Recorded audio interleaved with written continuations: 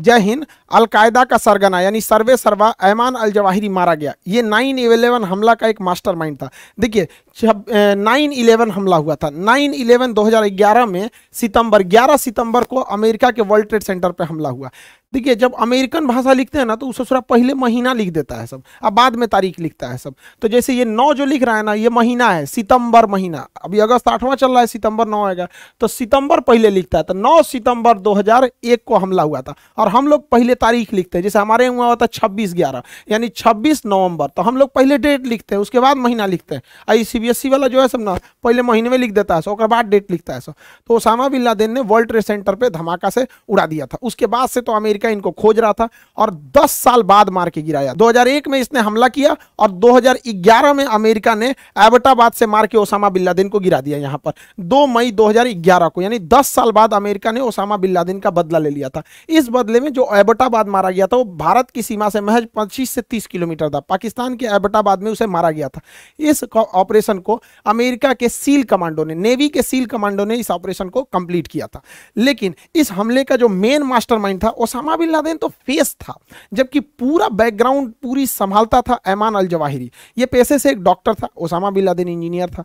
तो ये सब पढ़े लिखे थे सब, पता नहीं कैसे इधर चला आया सब। यहाँ पर हम लोग के यहाँ तो छोट मोट गुंडा तबाही मचा देता है, तो देखते हैं विकास दुबे वगैरह, ये जो इंटरनेशनल है सब, भयानक भयानक मारता है सब, होलसेल में उड़ाता है सब।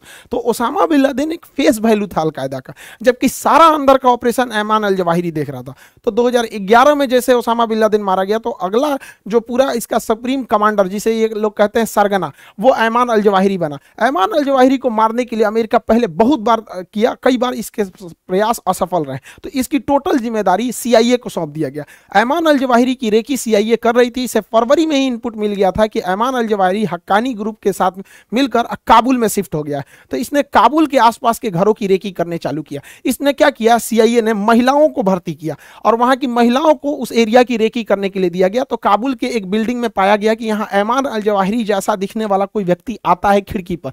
तो यहां से कुछ दूरी पर ड्रोन कैमरास को फिट किए गए और सैटेलाइट इमेजिंग ड्रोन से फिगर लाया गया, जिससे यह पता चल गया कि ऐमान अल जवाहिरी अक्सर इस बालकनी में आता है और यह कंफर्म हो गया कि अल जवाहिरी है। तो इसको जो बाइडेन ने परमिशन दिया और संडे के दिन ऐमान अल जवाहिरी को ड्रोन से एक मिसाइल अटैक किया गया, जो सीधे इसके छाती पे घुस गया और ब्लास्ट कर गया। इस ड्रोन के ब्लास्ट में किसी की जान नहीं गई, केवल ऐमान अल जवाहिरी मरा। और देखिए अगल बगल की बिल्डिंग को भी ज्यादा लॉस नहीं हुआ, केवल वो रेलिंग गया है। इसको मारा गया था रीपर मिसाइल से, रीपर ड्रोन से। ये रीपर ड्रोन एक हमलावर ड्रोन है, एक बहुत लंबे समय तक इंडोरेंस कर सकता है हवा में। इसमें हेलफायर मिसाइल लगाई गई थी। इस हेलफायर मिसाइल की खासियत है कि आगे वाले भाग में इसमें गाइडेंस सिस्टम है और पीछे वाले भाग में फ्रेगमेंटेशन है। मतलब इस फ्रेगमेंटेशन मतलब ये नोकीले नोकीले इसमें धातु के रॉड होते हैं, जो सीधे किसी के व्यक्ति के अंदर घुस सकते हैं। और इसे मारा गया जब, तो ये सीधा यहाँ पे ऐमान अल जवाहिरी खड़ा था, सीधे आके एकदम छाती पे घुस गया। किसी को पता भी नहीं चला। ये ब्लास्ट नहीं होता है, बल्कि धारदार चाकू की तरह शरीर के अंदर घुस जाता है और ऐमान अल जवाहिरी की वहीं पर मृत्यु हो गई। इस मृत्यु के बाद सारे आतंकवादी एक हो गए सब, अलकायदा, तालिबान और पाकिस्तान में पन रहे जो पाकिस्तान का तालिबान है, तहरीके तालिबान पाकिस्तान जो है, TTP जो है, वो सब एक हो गए। और इन तीनों को ये लगने लगा है कि इस हमले में पाकिस्तान ने इसका साथ दिया है और कहीं ना कहीं पाकिस्तान भी सॉफ्ट हुआ है आतंकवाद के मुद्दे पर। अमेरिका जिस तरह से कहता है आतंकवादियों को, पाकिस्तान अब उस तरह से दबाने लगा है, क्योंकि इनके पास भिखमंगे हो गए, पैसे नहीं है यहाँ पर। तो अब ये तीनों मिलकर इनसे दुश्मनी कर लिया। अब इन चोटों को समझ में आ रहा है कि सांप पालेंगे तो एक दिन तुम्ही को काटेगा यहाँ पर। अब क्या हुआ है कि अमेरिका यहां पर, इसी बीच बलूचिस्तान, पाकिस्तान के लिए सबसे बड़ा सरदर्द बना हुआ है बलूचिस्तान। 2030 में बलूचिस्तान टूट के अलग होगा। पहला विभाजन पाकिस्तान का हुआ बना जब 1947 में, 1971 में यहां हुआ, 2030 में यहां हो गया। बलूचिस्तान में बाढ़ आया हुआ था और बलूचिस्तान में यहां से आर्मी के टॉप कमांडर्स का हेलीकॉप्टर जा रहा था। तो ऐसा कहा जा रहा है कि इसके ऊपर भी वहां बलूचिस्तान रिबल्स ने हमला किया था। इस हमले कहिए या दुर्घटना कहिए, इसमें यह पूरा का पूरा हेलीकॉप्टर क्रैश कर गया और उसमें टॉप लेवल के अधिकारी थे। लेफ्टिनेंट जनरल सरफराज अली ये अगले सेना प्रमुख होने वाले थे और इमरान खान के काफी करीबी थे। हमारा चचवा तो ऐसे ही गया, सोच रहा उसका करीबी मारा गया। दूसरा ब्रिगेडियर अमजद हनीफ, ये ब्रिगेडियर रैंक के थे। ब्रिगेडियर खालिद, ये इतने बड़े बड़े अधिकारी थे। मेजर अहमद, मेजर मन्नान, ये इतने बड़े बड़े अधिकारी इसमें मारे गए हैं यहाँ पे। तो ऐसा कहा जा रहा है कि ये दुर्घटना भी हो सकता है और साथ में ये भी हो सकता है कि बलूचिस्तान रेबल्स ने यह किया है। देखिए पाकिस्तान अलकायदा के मारे जाने से यहाँ पे एक बलूचिस्तान रिबल आतंकवादी मतलब उग्रवादी पहले से अलगाववादी हैं। यहाँ तहरीके तालिबान है जो पाकिस्तान को कहता है कि जिस तरह तालिबान ने अफगानिस्तान को कब्जा किया हम पूरे पाकिस्तान को कब्जा करेंगे। यहाँ अलकायदा मराया है वो ऐसे ही भड़का हुआ है पाकिस्तान के ऊपर, और तालिबान का बॉर्डर डिस्प्यूट चल रहा है। अब सारे आतंकवादियों की वजह से पाकिस्तान क्या हो चुका है, पीस गया है, और बहुत जल्दी अब उसका यह वाला एरिया बलूचिस्तान हाथ से जाने वाला है। इसको समझिए कैसे। देखिए पाकिस्तान के पास पैसे की कमी थी तो पाकिस्तान बहुत बार अमेरिका से कहा, अमेरिका ने तो फोन भी नहीं किया पाकिस्तानियों को यहाँ पर, तो वहाँ के जो सेना प्रमुख थे उन्होंने जो बाइडेन से डायरेक्ट कहा कि हम आतंकवाद के खात्मे में आपकी मदद करेंगे, लेकिन प्लीज आप आईएमएफ को कहिए कि वो इन्हें लोन प्रोवाइड करे। तो आईएमएफ कुछ हद तक विचार कर रहा है लोन का, इसलिए ये आशंका जताई जा रही है कि पाकिस्तान ने भी इसमें बहुत हेल्प किया होगा अमेरिका का यहाँ पर। अब पाकिस्तान के पास पैसे है नहीं, पाकिस्तान का जो फॉरेन एक्सचेंज है, इनके पास कुल विदेशी मुद्रा भंडार एकदम गिर चुका है, $8 बिलियन का। इन चोटों के पास $8 बिलियन का विदेशी मुद्रा भंडार है और कर्जा इनके पास $250 बिलियन का। ये चोट्टा किस यूनिवर्सिटी में इकोनॉमिक्स पढ़े हैं सब हमको नहीं समझ में आ रहा है। औकात है 8 बिलियन की, पैसा लिए $250 बिलियन की, और इनका 1 रुपया, पाकिस्तान का 1 रुपया, जो पाकिस्तान का जो रुपया है इतना नीचे गिर गया है कि $1 240 रुपया पहुंच चुका है। तो अब इतना महंगाई अभी हमारे यहाँ देखिए, हमारे यहाँ $1 69 से 80 रुपये के बीच में, 80 राउंड द फिगर, 80 से थोड़ा बहुत आगे पीछे की ओर जा रहा है, और यहाँ देख रहे हैं 3 गुना भयानक, तो हमसे 3 गुना महंगाई में जा रहा है यहाँ पे। जबकि आबादी देखिए कितना कम है, उत्तर प्रदेश बराबर आबादी है, ये छोटा सबसे इतनी चुकी आबादी को नहीं संभाल पा रहा है, क्या कहेगा सब इसको। तो खैर अमेरिका कुछ हद तक मदद कर रहा है, लेकिन जैसे अमेरिका मदद करेगा आतंकवादी इनके ऊपर चढ़ जाएंगे सबकी ससुरा, तूने हमको क्या करिया, मरवा दिया। अब इनके पास पैसे नहीं है, अब ये जाएंगे कहाँ पे, अपनी जनता को भूखे मरने तो छोड़ेगा नहीं कोई भी देश, तो लोन भी चुकाना है। तब ये गए लोग लोन मांगने कहाँ पे, चाइना के पास, कहें लोग कि भैया हमको लोन दे दो। आखिर ये लोग तो अल्टीमेटली चाइना के ही रखेल हैं ये लोग, तो लोन मांगने वहां गए, लेकिन हो गया यहाँ खेला। चाइना के पास अभी भयंकर बवाल चल रहा है। चाइना ने पूरी दुनिया में घूम घूम लोन बांटा था, श्रीलंका में बांटा, अफ्रीका में बांटा, बांग्लादेश में बांटा, म्यांमार में बांटा, और सारे देश लोन चुका नहीं पाए।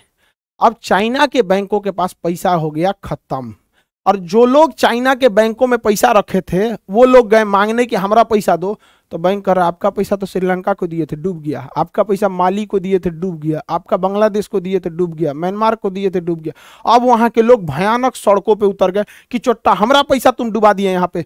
तो चाइना गवर्नमेंट ने सड़कों पे टैंक उतार दिया, कहा कि ससुरा तू नहीं, तुम ज्यादा कूदेगा उड़ा देंगे तोरा टैंक कैसे यहाँ पर, इतना खतरनाक है सब। तो एक तो इनके पास पैसा नहीं है, ये पैसा देने वाले भी नहीं है। दूसरा चाइना फंसा हुआ भी ताइवान इशू वाले पर, तो चाइना इनको पैसा नहीं दिया। दूसरा चाइना के लोग पाकिस्तानियों से बहुत ज्यादा चिढ़े हुए हैं, क्योंकि इधर कई ऐसी घटना हुई हैं जो पाकिस्तान के अंदर बम ब्लास्ट हुए हैं, उसमें चाइनीज वर्कर मारे गए हैं और टारगेटेड मारे गए। दासू डैम में मारे गए थे, उसके बाद चाइनीज सब AK-47 लेके ड्यूटी करता था, बस से जो जा रहे थे उस बस को जला दिया गया, चाइनीज जिंदा जल गए वहां पे। तो डर के मारे चाइनीज ऐसे लाइन लगा के भागने लगे वहां पर, कराची एयरपोर्ट से भाग गए, ससुरा कहाँ रहेंगे हम चाइना में। तो चाइना पाकिस्तान के ऊपर लोन तो दिया नहीं, कर्जा माफ किया नहीं, उल्टे लगा दिया $11.6 मिलियन का फाइन कि दे चट्टा कहीं का, हमारे नागरिक मरे हैं, सुरक्षा दो नहीं तो इतना पैसा दो यहाँ पर। तो पाकिस्तान के पास तो था नहीं, गरीबी में आटा गीला हो गया। पाकिस्तान को हर हाल में अपना कर्ज हटाना पड़ेगा वरना पाकिस्तान दिवालिया हो जाएगा। इसके लिए पाकिस्तान के संसद ने एक ऐसा विधेयक पास कर दिया कि पाकिस्तान अपने किसी भी एसेट्स को, जैसे हाईवे हो गया, एयरपोर्ट हो गया या फिर बंदरगाह हो गया, इसे विदेशी को बेच सकते हैं, और इसके खिलाफ कोई भी व्यक्ति सुप्रीम कोर्ट में नहीं जाएगा। सोचिए कि ये लोग पहले ही सुप्रीम कोर्ट को साइड कर दिए। अब इन्होंने ग्वादर पोर्ट तो बेच रखा है, ग्वादर पोर्ट बचा नहीं, इनका एयरपोर्ट कोई लेने वाला है नहीं यहाँ पर, तो हो सकता है कि ये हाईवे वगैरह को बेचे कि भैया तुम यहाँ से टोल वसूल के ले जाओ यहाँ पर। हद तो तब हो गया वहाँ की महिलाएं इसका विरोध करने लगी, क्योंकि चाइनीज जो थे पाकिस्तानी लड़कियों को लेके जाने लगे चाइना में। किसी भी देश के लिए इससे शर्म की बात क्या हो सकती है। ये पाकिस्तानी न्यूज है, देखिए यहाँ पाकिस्तान का झंडा भी है, ये पाकिस्तानी लड़की को गर्ल को लेके जा रहा था चाइना में, यहाँ पे विरोध हो गया यहाँ पे। तो अब पाकिस्तानी लड़कियां अब जाएंगी कर्जा उतारने के लिए। यार कोई भी देखो, हम लोग को भी इतना शर्म लगता है देश सुनते कि पाकिस्तान वालों का क्या क्या हाल हो गया वहाँ पे, ये हाल है। और पाकिस्तान के लोग भी देख रहे होंगे, तो ये आप ही के यहाँ का न्यूज है, ये हमारे यहाँ का न्यूज नहीं है। चाइनीज भड़क गया कि हम ले के जाएंगे उसको यहाँ पर, तो ये हाल हो गया पाकिस्तान का। और उसके पास बेचने के लिए कुछ है नहीं। CPEC सड़क में ऑलरेडी उसने कर्जा ले रखा है इतना बड़ा सड़क बनाने में और चारों ओर फैक्ट्री लगाने में, फैक्ट्री तो लगी नहीं। दूसरा ग्वादर पोर्ट इसने 40 साल के लिए लीज पर दे रखा है, तो इसके पास अब बेचने के लिए कुछ है नहीं। अब चाइनीजों का बलूचिस्तान के एरिया में कब्जा होते जा रहा है। बलूचिस्तान खनिज संपदा से बहुत भरा हुआ है और बलूचिस्तान के खनिज को चाइना निकाल रहा है और यहाँ बलोच वाले मिल के उसको मार रहे हैं। बलोचों का कहना है कि ससुरा हमको अलग करो, जब तुम हमारे साथ भेदभाव करते हो तो हमको अलग करो। देखिए पाकिस्तान की समस्या समझिए, कोई भी देश को एजुकेशन बहुत जरूरी है और ना उस देश के अंदर जाहिलियत भर जाएगी। पाकिस्तान में जो पंजाबी लोग हैं उन्हें ज़्यादा वैल्यू दिया जाता है। कहा जाता है कि गोरे गोरे लोग होते हैं, बहुत अमीर होते हैं, पढ़े लिखे होते हैं, तो पाकिस्तान में सबसे ज़्यादा वैल्यू पंजाबियों को दिया जाता है, उसके बाद वैल्यू सिंधियों को दिया जाता है। पाकिस्तान में यही दो लोग इज्जत से जी सकते हैं और सबसे कम वैल्यू दिया जाता है बलोचों को। तो बलोच को इज्जत नाम की कोई चीज़ नहीं मिलती है। हालांकि अगर आप ध्यान देंगे तो सबसे ज़्यादा तो पंजाबियों की इज्जत होती है, उसके बाद सिंधियों की, बची कुची जो इज्जत एकदम कचड़ा बराबर देते हैं सब बलोचों को। इससे भी गए गुजरा इज्जत देते हैं सब बंगाल को, पूर्वी पाकिस्तान को। ये बांग्लादेश जिसे देख रहे हैं ये तो पूर्वी पाकिस्तान था। ये पाकिस्तानी इन्हें कहते थे कि ये बंगाली काले होते हैं, इन्हें किसी काम लायक नहीं रखते थे। तो यही हुआ कि बंगाल में मुक्ति वाहिनी खड़ी हो गई और 1971 में भारत के सहयोग से यह मुक्ति वाहिनी ने आज़ाद करा दिया और 1971 में बांग्लादेश टूट गया। यह इतिहास दोबारा दोहराया जाएगा 50 सालों के बाद, 60 सालों के बाद। 2030 तक यहां से बलोच भी अलग हो जाएगा। बलोच का कहना है कि ससुरा तुम हमको निम्न कैटेगरी का समझते हो तो हम क्यों तुम्हारे साथ रहेंगे यहाँ पर। तो बलोच अभी यहां से 2030 तक क्या हो रहा है, ये अलग होने की लगभग 99.99 संभावना है कि बलोच अलग हो जाएगा। तो बलोच को समझिए, बलूचिस्तान जो है ये पाकिस्तान मोहम्मद अली जिन्ना ने जबरदस्ती कब्जा कर लिया 1 अप्रैल 1948 को, जबरदस्ती यहाँ बलूचिस्तान पे कब्जा कर लिया। तभी से बलूचिस्तान में यहाँ इसका विरोध हो रहा है।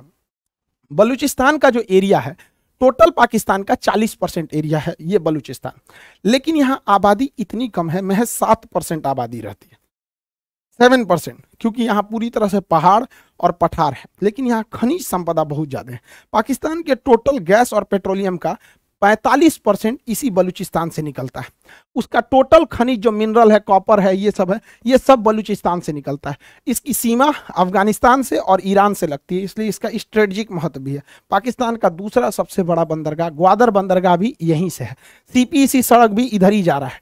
लेकिन इन सारे चीज़ों में बलूचिस्तान के लोगों को रोजगार नहीं दिया गया, यहाँ कोई भी डेवलपमेंट नहीं किया गया, ना ही कोई कायदे की यूनिवर्सिटी खोली गई, ना ही हेल्थ केयर इंफ्रास्ट्रक्चर को बढ़ावा दिया गया, ना ही किसी इन्वेस्टमेंट को यहाँ लाया गया। यहाँ किसी भी तरह का डेवलपमेंट नहीं किया गया और उल्टा तो यहाँ पे सेना लगा दिया गया जो यहाँ लोगों को घर में घुस घुस के मार देती है, और चाइनीजों को भर दिया गया जो यहाँ की लड़कियों को उठा के लेके चले जाते हैं। तो ये एरिया में भीषण बवाल हो गया है। अब इन लोगों का कहना है कि हम क्या रहेंगे, अलग रहना चाहते हैं। तो ये बलोच वाले लोग अलग रहना चाहते हैं।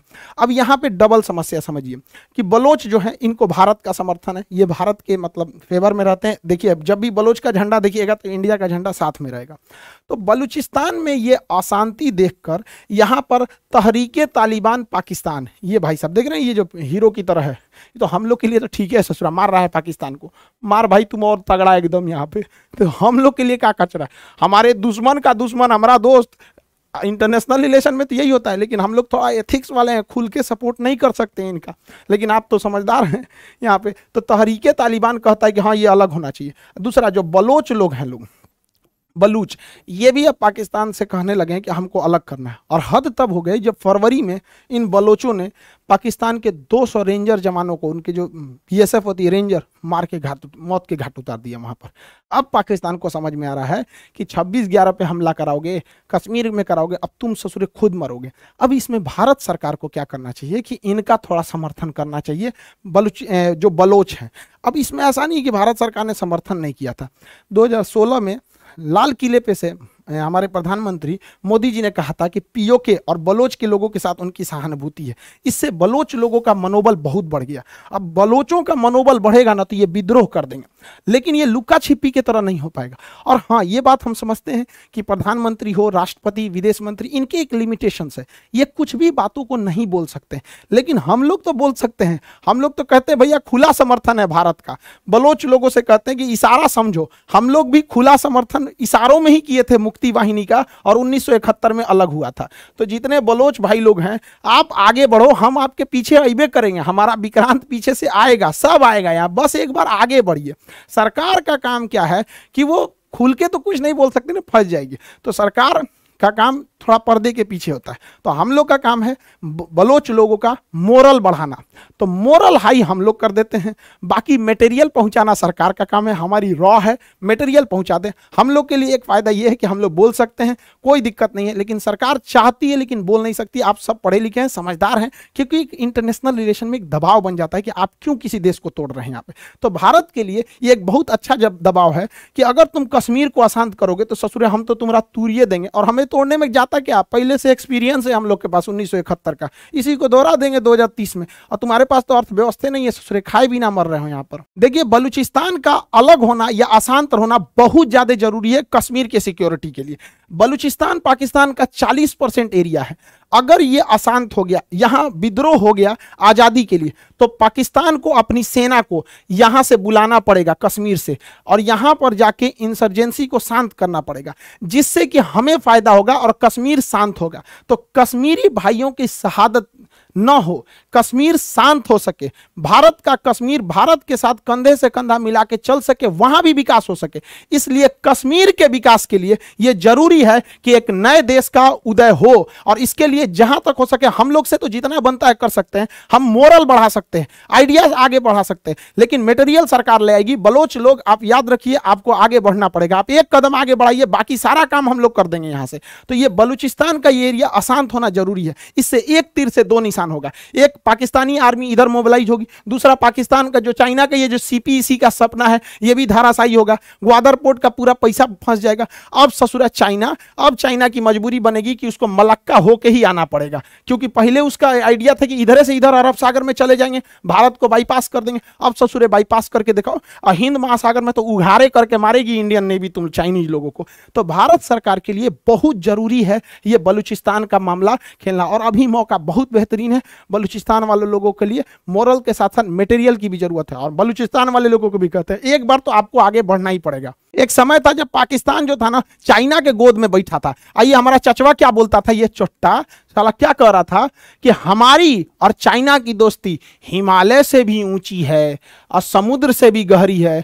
चोट्टा कहीं का। अब बोलो कि हमारा और चाइना का कर्जा हिमालय से भी ऊंचा है, समुद्र से भी गहरा है, दूसरे के बल पे कूदेंगे। देखिए मेन आप समझिए गहराई से, कभी भी किसी भी देश को अगर आगे बढ़ना है तो किसी दूसरे देश पे नहीं कूदना चाहिए। एक समय था ये ससुरा अमेरिका के दम पे कूदता था, बाद में चाइना के दम पे कूदा, दोनों ने लात मार दिया। तो ये मोरल है लेसन, किसी को दूसरे देश पे नहीं कूदना चाहिए। यूक्रेन तो कूद रहे थे, मरा गए छुट्टा।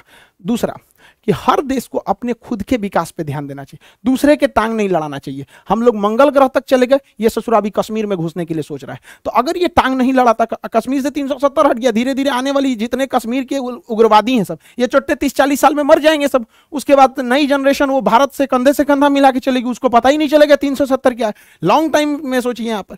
दूसरा, हर देश को अपना एजुकेशन पे ज्यादा ध्यान देना चाहिए। पाकिस्तान ने कभी एजुकेशन पे ध्यान नहीं दिया। और सबसे जरूरी, आत्मनिर्भर बनिए। हम लोग आत्मनिर्भर की ओर बनेंगे तो किसी की जरूरत नहीं पड़ेगी। और सबसे खतरनाक जो चीज किसी देश को बर्बाद कर देता है, धार्मिक लोगों का देश के ऊपर वर्चस्व हो जाना। यहाँ फ्रांस देखिए, फ्रांस के राजदूत को लात मारो, इनको मारो, उनको मारो। अरे यार, धार्मिक चीजें घर के अंदर की चीज है, बट देश के ऊपर धर्म हावी नहीं होना चाहिए, क्योंकि धर्म एक ऐसा चीज है जो कभी मतलब आप उसमें आपको प्रॉफिट लॉस कुछ सोचना ही नहीं देता आपको। तो पाकिस्तान में क्या हुआ, यही सारी समस्या हुई, धर्म हावी हो गया। आज पाकिस्तान गया जा रहा है यहाँ पे 2030 तक, ये गारंटी है, लिख लीजिए यहाँ पर, कि पाकिस्तान का बलूचिस्तान टूटेगा और उसमें हम लोग भी अपना योगदान देंगे, क्योंकि डिजिटल इंडिया का यही तो फायदा है यहाँ पर, ताकि हम अपनी बात वहां तक पहुंचा सकते हैं।